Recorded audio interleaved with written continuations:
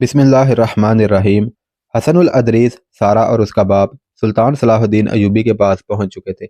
سلطان ایوبی عادت کے مطابق خیمے میں ٹہل رہا تھا۔ سارا کا باپ اسے بتا چکا تھا کہ بالڈون کے ساتھ اس نے کیا منصوبہ تیار کیا ہے۔ سلطان ایوبی نے اسی وقت اپنے سالاروں کو بلا لیا اور نقشہ سامنے رکھ کر انہیں بتانے لگا کہ صلیبیوں کا منصوبہ کیا ہے اور ان کے خلاف وہ کیا کارروائی کرنا چاہتا ہے۔ اس خبر نے سلطان صلاح الدین ایوبی کو حیران نہ کیا کہ حلب اور موصل کے حکمرانوں عماد الدین اور عزاء الدین نے صلیبیوں کے ساتھ اس کے خلاف درپردہ گٹھ جوڑ کر دیا ہے۔ یہ تو جیسے اس دور میں رسم بن گئی تھی کہ چھوٹے بڑے مسلمان امراء صلیبیوں کے ساتھ درپردہ دوستانہ گانٹنے لگے تھے۔ اس کی وجہ صرف یہ تھی کہ سلطان ایوبی ان سب کو ایک خلافت کے تحت لا کر انہیں ایک متحد قوم بنانا چاہتا تھا، مگر یہ امراء اپنی الگ الگ ریاستیں برقرار رکھ کر ان کے حکمران بنے رہنے کو اپنا مقصد بنائے ہوئے تھے۔ انہیں توقع تھی کہ ان کا یہ مقصد صلیبیوں کی دوستی سے پورا ہو سکتا ہے۔ آپ پہلے پڑھ چکے ہیں کہ ان سب میں اہم حکمران عزاء الدین اور عماد الدین تھے۔ ان کی ریاستیں حلب اور موصل محل وقوع، وسعت، دفاعی استحکام وغیرہ کے لحاظ سے جنگی اہمیت کی حامل تھیں۔ صلیبی اس کوشش میں تھے کہ مسلمانوں کے یہ دونوں مقام ان کے قبضے میں آ جائیں یا یہ سلطان ایوبی کے قبضے میں نہ چلے جائیں، کیونکہ ان پر سلطان ایوبی کا قبضہ ہو جانے سے افواج اور رسد وغیرہ کے لیے دو ایسے اڈے مل جاتے تھے جہاں سے وہ آسانی سے بیت المقدس پر فوج کشی کر سکتا تھا۔ رب کعبہ کی قسم، میں حلب اور موصل پر قبضہ نہیں کرنا چاہتا۔ سلطان ایوبی نے متعدد بار کہا تھا، میں کسی مسلمان ریاست میں سے اپنی فوجیں گزارنا بھی پسند نہیں کروں گا۔ میرا مدعا یہ ہے کہ یہ امراء، یہ حکمران صلیبیوں کے خلاف متحد ہو جائیں، خلافت بغداد کے وفادار ہو جائیں۔ جو قرآن کا حکم ہے میں انہیں اپنے زیر نگی نہیں کروں گا۔ میں خلیفہ نہیں ہوں، میں تو خود خلیفہ کا پیروکار اور خادم ہوں۔ خلافت کے تحت آ جانے سے ان لوگوں کو یہ خطرہ نظر آ رہا تھا کہ ان کی عیاشیاں بند ہو جائیں گی اور صلیبیوں کی طرف سے انہیں لڑکیوں اور شراب کے جو تحفے ملتے تھے وہ بند ہو جائیں گے۔ وہ حکومت، دنیا کی جھوٹی شان و شوکت اور عیش و عشرت کے عادی ہو گئے تھے۔ ان کی نظروں میں سلطنت اسلامیہ کی کوئی وقت نہیں رہی تھی۔ 1183 کے اوائل میں سلطان صلاح الدین ایوبی نصیبہ کے مقام پر خیمہ زن تھا۔ یہاں سے اسے بیت المقدس کی طرف پیش قدمی کرنی تھی، مگر اسے مسلمان امراء کی نیت میں فطور نظر آ رہا تھا۔ وہ اب یہ معلوم کرنے کی کوشش کر رہا تھا کہ حلب اور موصل کے والیان کی درپردہ سرگرمیاں کیا ہیں اور صلیبی کیا منصوبہ بنا رہے ہیں۔ اسے اپنے جاسوس حسن الادریس نے بیروت سے آ کر پوری اطلاع دے دی۔ اس جاسوس نے دوسرا کارنامہ یہ کر دکھایا کہ عزاء الدین کے ایک فوجی مشیر اور اس کی بیٹی، جو گھر سے بھاگ کر بیروت میں صلیبیوں کے پاس رقاصہ تھی، اپنے ساتھ لے آیا۔ حسن الادریس سلطان ایوبی کے پاس آیا اور بتایا کہ عزاء الدین نے بیروت 2 ایلچی صلیبیوں کے پاس جنگی امداد کے لیے بھیجے تھے۔ سلطان اس اطلاع پر حیران ہوا، البتہ یہ اطلاع اس کے لیے اہم تھی۔ اس نے اسی وقت سالاروں کو بلا لیا اور نقشہ سامنے رکھ کر انہیں بتایا کہ صلیبیوں کا منصوبہ کیا ہے۔ عزاء الدین کا جو ایلچی بیروت صلیبیوں سے مدد لینے گیا تھا اس کا نام احتشام الدین تھا۔ اب سلطان ایوبی کے پاس اس کی حیثیت ایک قیدی کی تھی، لیکن سلطان ایوبی نے احترام سے اپنے سالاروں کے ساتھ بٹھایا۔ احتشام الدین کو تقریباً ہر ایک سالار جانتا تھا۔ کوئی اسے حقارت سے گھور رہا تھا اور کسی کے چہرے پر خوشی کے آثار تھے کہ وہ ان کے درمیان بیٹھا ہے اور قید ہے۔ سلطان ایوبی نے حسن الادریس کی رپورٹ سن لی تھی۔ مجھے امید ہے کہ ہمارا دوست احتشام الدین آپ کو خود ہی بتائے گا کہ عزاء الدین اور عماد الدین کی نیت کیا ہے۔ سلطان ایوبی نے کہا، میں احتشام الدین پر الزام عائد نہیں کرتا کہ یہ ہمارے خلاف لڑنے کے لیے صلیبیوں سے جنگی امداد لینے گیا تھا۔ اسے والی موصل عزاء الدین نے بھیجا تھا۔ یہ عزاء الدین کا ملازم ہے۔ سلطان محترم، ایک سالار نے کہا، مجھے امید ہے کہ آپ مجھے یہ کہنے سے نہیں روکیں گے کہ احتشام الدین اپنے حکمران کا معمولی سا ملازم نہیں، یہ اس کا فوجی مشیر ہے، یہ سالار ہے۔ اسے اپنے حکمران کو ایسا مشورہ نہیں دینا چاہیے تھا کہ صلیبیوں سے مدد حاصل کی جائے۔ مجھے حکم دیا گیا تھا۔ احتشام الدین نے جواب دیا، اگر میں حکم عدولی کرتا تو آپ کو جلاد کے حوالے کر دیا جاتا۔ ایک نائب سالار نے اس کی بات پوری کرتے ہوئے کہا، آپ موت کے ڈر سے اپنے بادشاہ کا ایسا حکم مانا جو آپ کی اپنی قوم اور اپنے مذہب کی ذلت کا باعث ہے۔ کیا ہم اپنے گھروں سے دور، اپنی اولاد سے بے خبر، اپنے آپ سے بے نیاز یہاں اپنی عمریں لمبی کرنے بیٹھے ہیں؟ ایک مدت سے ہم ان چٹانوں میں مارے مارے پھر رہے ہیں اور رات اس پتھریلی زمین پر سوتے ہیں، جبکہ آپ حلب کے محل میں شہزادوں جیسی زندگی بسر کر رہے ہیں۔ آپ شراب پیتے ہیں، ناچنے والے حسین یہودی صلیبی اور مسلمان لڑکیاں آپ کا دل بہلاتی ہیں اور آپ نرم بستر پر سوتے ہیں جن پر مخمل کے پلنگ پوش بچھے ہیں۔ ہم یہاں مرنے آئے ہیں۔ ہمارے رفیقیوں کی لاشیں جانے کہاں کہاں گم ہو گئی ہیں۔ ہمارے سپاہیوں کی ہڈیاں سارے علاقے میں بکھر گئی ہیں۔ تم کسی شہید کی کوئی ہڈی دیکھو گے تو کہو گے یہ کسی جانور کی ہڈی ہے۔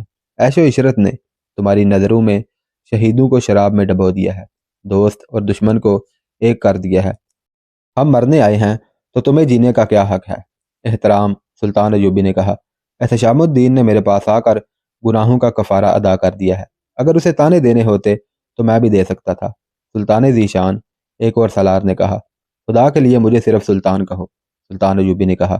مجھے شان و شوکت سے دور رہنے دو، مجھے بادشاہ بنانے کی کوشش نہ کرو۔ میں سپاہی ہوں، مجھے سپاہی رہنے دو۔ کہو تم کیا کہنا چاہتے ہو؟ میں احتشام الدین کو اور اپنے ان تمام ہتھیار بند بھائیوں کو جو یہاں موجود ہیں یہ بتانا چاہتا ہوں کہ جو سالار اپنے حکمران کا اتنا غلام ہو جاتا ہے کہ اسے خوش کرنے کے لیے اس کا غلط حکم بھی مان لیتا ہے، وہ اپنی قوم کی عزت کا قاتل ہوتا ہے۔ قوم کی عزت کے محافظ ہم ہیں۔ سلطنت کا بادشاہ سلطان نہیں، قوم ہوتی ہے۔ آج ہم جس دور میں سے گزر رہے ہیں یہ سپاہی کا دور ہے، یہ جہاد کا دور ہے۔ اگر خلیفہ اور سلطان سلطنت کا کاروبار دیانتداری سے نہیں چلائیں گے تو اللہ کے سپاہیوں پر بھی سلطان بننے کا نشہ طاری ہو جائے گا، تو لا الہ الا اللہ کی لاشوں پر گرجوں کے گھنٹے بجیں گے۔ اسلام پر جو بھی دور آئے گا وہ اللہ کے سپاہی کا دور ہوگا، سلطان ایوبی نے کہا۔ جب تک اسلام زندہ ہے کفار اسلام کے دشمن ہی رہیں گے۔ آج ہمارے سالاروں کے دلوں میں جاہ و حشمت کی جو خواہش پیدا ہو گئی ہے وہ کسی بھی وقت اسلام کو لے ڈوبے گی۔ مجھے نظر آ رہا ہے کہ اسلام زندہ رہے گا، مگر اس شیر کی طرح زندہ رہے گا جسے سدھا لیا گیا ہو اور اسے فراموش کرا دیا گیا ہو کہ وہ بادشاہ ہے۔ یہ شیر بکریوں سے بھی ڈرتا رہے گا۔ مسلمان کفار کی انگلیوں پر ناچیں گے۔ اللہ کا سپاہی موجود ہوگا مگر اس کے ہاتھ میں تلوار نہیں ہوگی۔ اگر تلوار ہوگی تو وہ کسی صلیبی کی دی ہوئی ہوگی جسے وہ نیام سے باہر نکالنے کے لیے صلیبی سے اجازت لے گا۔ سلطان ایوبی بولتے بولتے چپ ہو گیا۔ اس نے نظریں گھما کر سب کو دیکھا اور بولا، میں بھی باتوں میں الجھ گیا ہوں۔ میرے رفیقو، ہمیں کام کرنا ہے۔ اگر ہم اس بحث میں پڑ گئے کہ یہ گناہ کس کا ہے اور وہ خطا کس کی ہے اور کون سچا ہے اور کون جھوٹا ہے تو ہم صرف باتیں ہی کرتے رہیں گے۔ احتشام الدین تمہیں بتائے گا کہ حلب اور موصل کے حکمرانوں نے صلیبیوں کے ساتھ کیا طے کیا ہے اور ہمیں کس قسم کے دشمن سے کس قسم کی لڑائی لڑنی پڑے گی۔ احتشام الدین اٹھا اور سب کے سامنے جا کھڑا ہوا، سب کو نظریں گھما کر دیکھا اور بولا، میرے دوستو، میں تمہاری نظروں میں حقارت اور قہر دیکھ رہا ہوں۔ تمہیں حق پہنچتا ہے کہ میرے لیے سزائے موت تجویز کرو، مگر میں تمہارے لیے عبرت کا سامان ہوں۔ یہ درست ہے کہ میں نے والی موصل علاء الدین کی خوشنودی حاصل کرنے کے لیے اپنا ایمان فروخت کیا اور اس کا ایلچی بن کر بیروت گیا اور صلیبیوں سے مدد مانگی، مگر یہ بھی درست ہے کہ جس طلسم نے میری عقل اور میرے ایمان کو اپنے قبضے میں لیا اس سے تم میں سے کوئی بھی نہیں بچ سکتا۔ کیا تم میں سے سالار اور حاکم غداری کا جرم کرتے نہیں پکڑے گئے؟ ان میں سے بہت سے ایسے تھے جن پر سلطان کو اتنا اعتماد تھا جتنا انہیں اپنی ذات پر ہے، مگر وہ ایمان فروش نکلے۔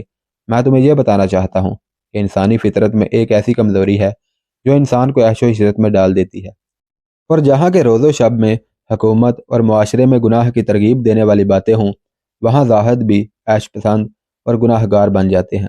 ہر کوئی امیر اور سلطان بننے کے خواب دیکھنے لگتا ہے، ہر کسی کی ذات کا کلا مسمار ہو جاتا ہے۔ اگر تم مجھے گناہ گار سمجھتے ہو تو میری تلوار سے میرا سر تن سے جدا کر دو۔ اگر مجھے توبہ کا موقع دیتے ہو تو میں عظمت اسلام کی پاسبانی اور سلطنت اسلامیہ کی توسیع کے لیے تمہاری بہت مدد کر سکتا ہوں۔ صلیبی شاید تم سے آمنے سامنے کی ٹکر نہیں لیں گے، احتشام الدین نے کہا۔ انہوں نے ہمیں ہماری اپنی تلواروں سے مروانے کا انتظام کر لیا ہے، انہیں اپنی فوجیں مروانے کی ضرورت نہیں رہی۔ وہ مسلمانوں کے خلاف لڑانے کے لیے انہیں مدد اور شے دے رہے ہیں۔ یہ چھوٹی بڑی مسلمان عمارتیں اور ریاستیں جو دراصل خلافت بغداد کے صوبے ہیں سب درپردہ صلیبیوں کے غلام بن گئے ہیں تاکہ خود مختار رہیں۔ اپنے مرکز سے کٹ کر خود مختاری اسی صورت میں حاصل کی جا سکتی ہے کہ دشمن کی مدد لو اور اپنے بھائی کو دشمن کہو۔ خانہ جنگی میں صرف ایک فریق سچا اور محب وطن ہوتا ہے، دوسرا فریق دشمن کا دوست ہوتا ہے۔ دشمن اسے خلوص سے مدد نہیں دیتا بلکہ اپنے فائدہ اور اپنے عزائم کی تسکین کے لیے مدد دیتا ہے۔ صلیبی ہمارے مخالف دھڑے کو مدد دے رہے ہیں۔ اس کی صورت یہ ہے کہ وہ موصل کو اپنے چھاپہ مار دستوں کا اڈا بنا رہے ہیں۔ وہ کچھ عرصے تک چھاپوں اور شب خونوں کی جنگ لڑیں گے۔ رفتہ رفتہ وہ حلب کو اور دیگر تمام مسلمان ریاستوں کو اپنے اڈے بنا لیں گے جو آپ کے خلاف استعمال ہوں گے۔ میں جب بیروت میں تھا تو مجھے پتہ چلا تھا کہ صلیبی موصل سے کچھ دور پہاڑی علاقے میں بے شمار اسلحہ اور سامان چھپا کر رکھیں گے۔ اس میں آتش گیر مادہ بہت زیادہ ہوگا، اسے وہ اپنے چھاپہ ماروں کے لیے استعمال کریں گے، اور بعد میں کھلی جنگ میں بھی۔ وہ کھلی جنگ اسی صورت میں لڑیں گے جب بہت سی مسلمان عمارتوں میں اپنے اڈے بنا کر مستحکم کر چکے ہوں گے۔ میں ابھی یہ معلوم نہیں کر سکا کہ وہ اسلحہ اور آتش گیر مادہ کس مقام پر رکھیں گے۔ یہ معلوم کرنا آپ کے جاسوسوں کا کام ہے۔ سلطان ایوبی نے سالاروں کو بھیج دیا، سوائے حسن بن عبداللہ کے جو جاسوسی اور سراغ رسانی کے محکمے کا سربراہ تھا، اور سالار سارم مصری کو بھی سلطان ایوبی نے اپنے پاس روک لیا۔ یہ چھاپہ مار دستوں کا سالار تھا۔ میرا قیاس صحیح نکلا ہے، سلطان ایوبی نے ان دونوں سے کہا۔ مجھے معلوم تھا کہ صلیبی موصل اور حلب کو در پردہ طریقوں سے اپنے اڈے بنانے کی کوشش کریں گے، اور ہمارے مسلمان بھائی ان کے ساتھ پورا تعاون کریں گے۔ تم نے احتشام الدین کی زبانی سن لیا ہے کہ بالڈون اور دوسرے صلیبی موصل سے کچھ دور کہیں جنگی سامان اور آتش گیر سیال کا بہت بڑا ذخیرہ جمع کر رہے ہیں۔ تم جانتے ہو کہ جس طرح ہمیں رست کے ذخیرے کی ضرورت ہے، اسی طرح صلیبیوں کو بھی ضرورت ہے۔ ہم میں سے جس کا ذخیرہ ختم یا تباہ ہو گیا وہ آدھی جنگ ہار جائے گا۔ ہمارے کچھ دستے ٹولیوں میں تقسیم ہو کر موصل اور حلب کے درمیان بیٹھے ہیں۔ انہیں میں نے عزاء الدین اور عماد الدین کا آپس کا رابطہ توڑنے کے لیے بٹھایا ہے۔ اب بیروت اور ان دونوں جگہوں کے راستے روکنے ہیں۔ یہ مہم ذرا مشکل اور خطرناک ہوگی کیونکہ چھاپہ ماروں کو اپنے مستقر سے دور جانا ہوگا۔ یہ مجھے دیکھنا ہے کہ یہ مہم مشکل ہے یا آسان، سارم مصری نے کہا، اور یہ میرا فرض ہے کہ مشکل کو آسان کروں۔ آپ حکم دیں، کوئی قافلہ نظر آئے اسے روک لو۔ سلطان ایوبی نے کہا، تلاشی لو، مزاحمت ہو تو پورا مارکا لڑو، کوشش کرو کہ قیدی زیادہ ہوں۔ اس نے حسن بن عبداللہ سے کہا، اور حسن تم مجھے یہ کام کر کے دکھاؤ کہ معلوم کرو کہ صلیبی اسلحہ اور آتش گیر سیال کا ذخیرہ کہاں جمع کر رہے ہیں۔ ہو سکتا ہے وہ ذخیرہ کر بھی چکے ہوں۔ اگر تم جگہ معلوم کر سکو تو میں اس کی تباہی کا انتظام کر دوں گا۔ یہ انتظام انشاءاللہ میرا ہوگا، سارم مصری نے کہا۔ یہ ذہن میں رکھو کہ کچھ عرصے تک ہماری جنگ آنکھ مچولی جیسی ہوگی، سلطان ایوبی نے کہا۔ صلیبی کھلی جنگ لڑنے کی بجائے شب خونوں اور تحریب کاری کی جنگ لڑیں گے۔ وہ شاید مجھے مشتعل کرنے کی کوشش کریں گے کہ میں ان پر کھلا حملہ کروں۔ میں ایسی حماقت نہیں کروں گا۔ ہم کئی جگہوں پر گھات لگائیں گے۔ میں سب سے پہلے اپنے ان امراء کو ساتھ ملاؤں گا جو صلیبیوں کے دوست بنتے جا رہے ہیں۔ میں ان سے تعاون کی بھیک نہیں مانگوں گا۔ میں اب تلوار کی نوک پر ان سے تعاون لوں گا۔ میں ان میں سے کسی کا بھی خون بہانے سے دریغ نہیں کروں گا۔ یہ برائے نام مسلمان ہے۔ مسلمان کے خلاف کافر کے ساتھ دوستی کرنے والا مسلمان بھی کافر ہوتا ہے۔ مجھے اب پرواہ نہیں کہ تاریخ مجھے کیا کہے گی۔ اگر مجھے آج کوئی کہے کہ آنے والی نسلیں مجھے اپنے بھائیوں کا قاتل اور خانہ جنگی کا مجرم کہیں گی تو بھی میں اپنے ارادوں سے باز نہیں آؤں گا۔ میں تاریخ اور آنے والی نسلوں کے آگے نہیں، خدا کے آگے جواب دہ ہوں۔ خدا کے سوا نیت کو اور کوئی نہیں جانتا۔ میرے اور فلسطین کے درمیان اگر میرے بیٹے بھی حائل ہوں گے تو میں انہیں بھی قتل کر دوں گا۔ اگر ہم نے آج کے بلائے اول کو صلیبیوں سے آزاد نہ کرایا تو ہمارے بعد صلیبی اور یہودی خانہ کعبہ پر بھی قابض ہو جائیں گے۔ مجھے اپنے امراء اور حکمرانوں کے تیور اور طور طریقے بتا رہے ہیں کہ وہ بادشاہ بنیں گے اور ان کی اولاد بھی بادشاہ ہوگی، اور یہ لوگ فلسطین کو یہودیوں کے تسلط میں دے دیں گے۔ تلوار کے سوا میرے پاس اب کوئی علاج نہیں رہا۔ ہم آپ کے حکم کے منتظر ہیں، سارم مصری نے کہا۔ اگر آپ میری رائے لیں تو میں یہی کہوں گا کہ مرکز سے خود مختاری یا نیم خود مختاری مانگنے والوں کو غداری کی سزا ملنی چاہیے، اور میں انہیں سزا دوں گا، سلطان ایوبی نے کہا۔ سلطان صلاح الدین ایوبی نے سارم مصری اور حسن بن عبداللہ کو جنگی نوعیت کی ہدایات دے کر رخصت کر دیا۔ وہ دونوں چلے گئے تو سلطان ایوبی ایک اور مسئلے پر غور کرنے لگا۔ اس نے جب بیروت سے محاصرہ اٹھایا تھا اور وہ نصیبہ کے مقام پر آ کر ہمہ زن ہو گیا تھا، اس سے کچھ عرصہ پہلے اسے بحیرہ کظم کے مشرقی علاقے کے متعلق یہ اطلاعات ملی تھی کہ صلیبی فوجی دستے اس علاقے میں قافلوں کو لوٹ لیتے ہیں۔ صلیبی صرف مسلمان قافلوں کو لوٹتے تھے، مال و دولت کے علاوہ اونٹ اور گھوڑے لے جاتے اور کم سن اور نوجوان لڑکیوں کو بھی اٹھا لے جاتے تھے۔ زیادہ تر راہ زنی ان دنوں ہوتی تھی جن دنوں مصر کے حاجیوں کے قافلے جاتے اور آتے تھے۔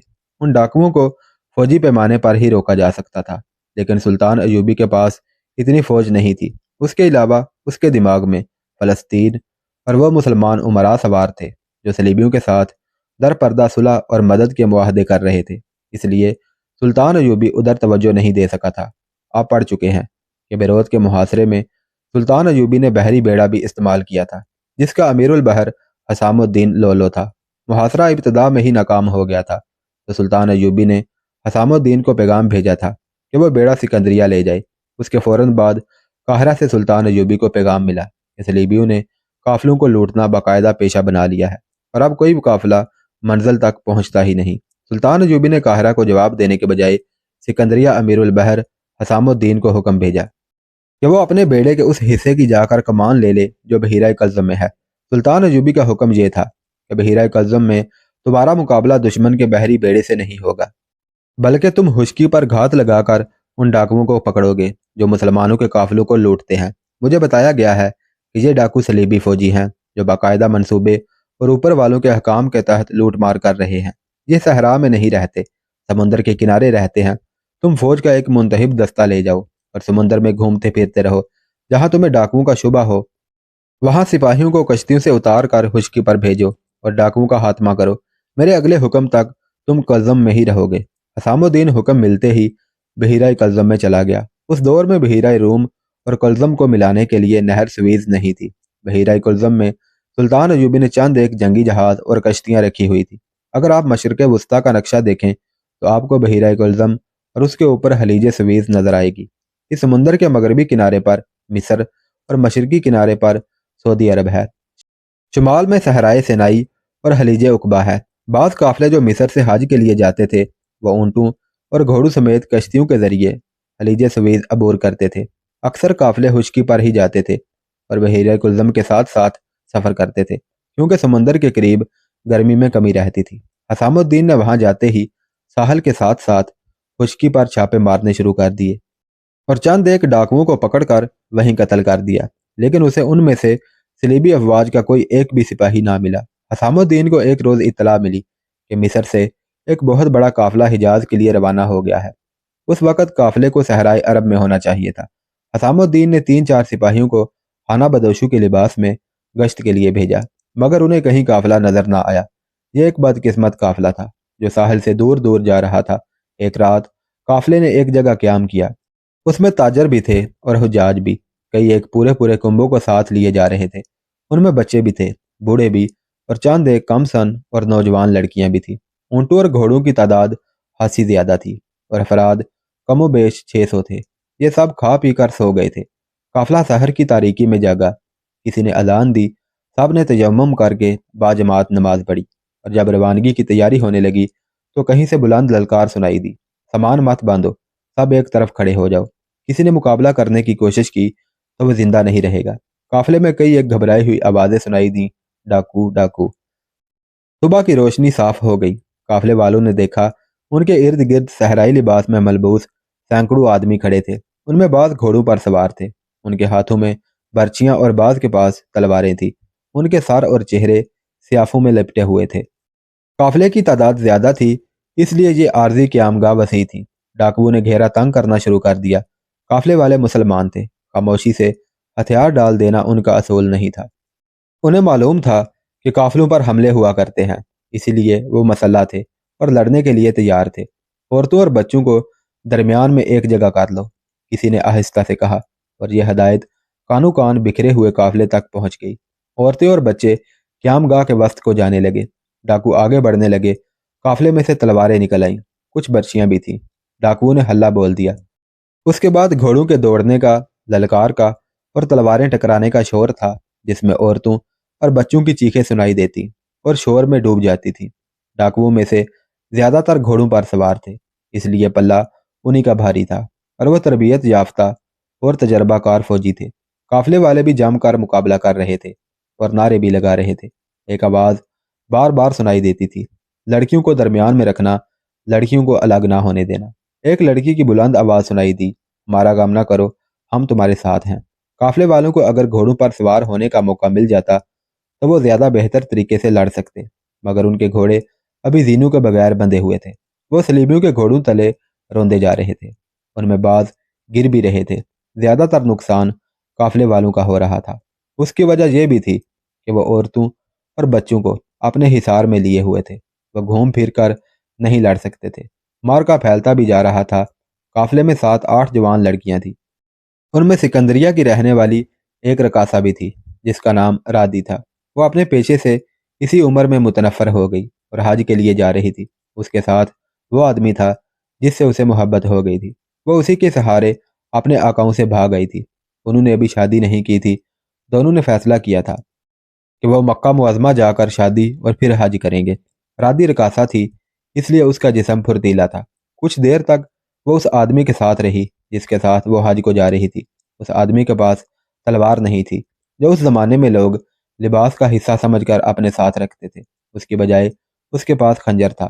اس نے رادی کو اپنے ساتھ رکھا اور اس کا چہرہ اور سر اس طرح کپڑے میں لپیٹ دیا کہ پتہ نہ چلے کہ یہ لڑکی ہے۔ اس آدمی نے ایک ڈاکو کو جو گھوڑے پر سوار نہیں تھا پیچھے سے پیٹھ پر خنجر مارا۔ خنجر اتنا گہرا اترا کہ فوراً باہر نہ نکل سکا۔ ڈاکو نے گھوم کر اس آدمی کے پہلو میں برچھی کی طرح تلوار گھوم دی، پھر دونوں گر پڑے۔ اس ڈاکو کی پیٹھ کے ساتھ تیروں سے بھری ہوئی ترکش بندھی ہوئی تھی اور اس کے کندھے اور گردن میں کمان بھی لٹک رہی تھی۔ رادی نے اس کی کمان اور ترکش اتار لی۔ یہ تینوں قیام گاہ کے کنارے پر تھے۔ قریب ہی کچھ سامان پڑا تھا جس میں خیمے بھی تھے۔ رادی سامان اور خیموں کے ڈھیر میں چھپ گئی۔ صلیبی ڈاکوؤں کے گھوڑے دوڑتے ہوئے اس کے سامنے سے گزرتے تھے۔ رادی کی کمان سے تیر نکلتا اور گھوڑ سوار اوندا ہو جاتا۔ اس طرح اس نے کچھ سواروں کو گرا لیا اور اس کے بعض تیر گھوڑوں کو لگے جو بے قابو ہو کر اور زیادہ تباہی بچانے لگے۔ رادی کو کوئی بھی نہ دیکھ سکا مگر اس نے ایک سوار پر تیر چلایا جو سوار کے بجائے گھوڑے کی گردن میں اتر گیا۔ گھوڑا بے قابو ہو کر گھوما اور دور کا چکر کاٹ کر سامان اور خیموں کے اسی ڈھیر پر آ گیا جس میں رادی چھپی ہوئی تھی۔ گھوڑا سامان کے ساتھ ٹکرایا اور ڈھیر پر گر پڑا۔ سوار دور جا پڑا۔ ڈھیر سے ایک چیخ سنائی دی۔ گھوڑا رادی کے اوپر گرا تھا لیکن وہ ابھی مرا نہیں تھا۔ اس کی گردن میں تیر اترا ہوا تھا۔ وہ فوراً اٹھا اور اندھا دھند بھاگ گیا۔ سوار اٹھا تو اسے لپٹے ہوئے خیموں میں ایک سر نظر آیا جو کسی عورت کا تھا۔ سوار نے خیمے ہٹا کر دیکھا، اسے ایک بڑی ہی خوبصورت لڑکی نظر آئی۔ وہ اٹھنے کے قابل نہیں تھی اور وہ بے ہوش بھی نہیں تھی۔ صلیبی نے اسے اٹھایا تو وہ کراہنے لگی۔